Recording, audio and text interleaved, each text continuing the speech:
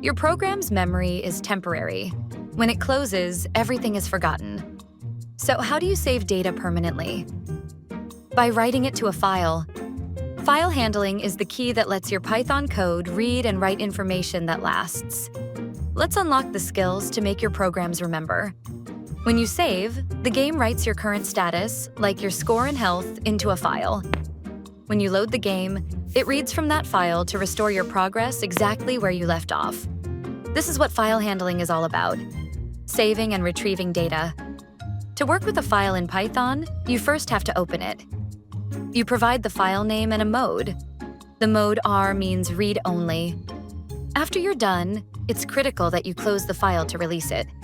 But forgetting to close a file can cause problems, which is why there's a much better way. The with statement is the modern standard. You open the file as a variable and all your logic goes in an indented block. The best part? As soon as your program leaves this block, Python automatically and safely closes the file for you, even if errors happen. Always use with. Once a file is open, you need to read its data. The .read method grabs the entire content and gives it to you as a single string. This is great for small files. For larger files, you can use .readlines, which gives you a Python list, where each item in the list is one line from the file.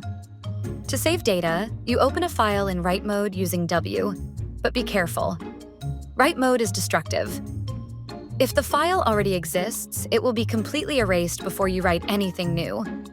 If it doesn't exist, Python creates it for you. You then use the .write method to add your content. And that's the foundation of file handling in Python.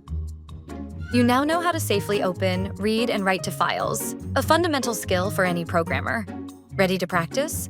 Try the read file message problem on CodeChef to test your new skills. Code, debug, repeat. Build mastery with CodeChef.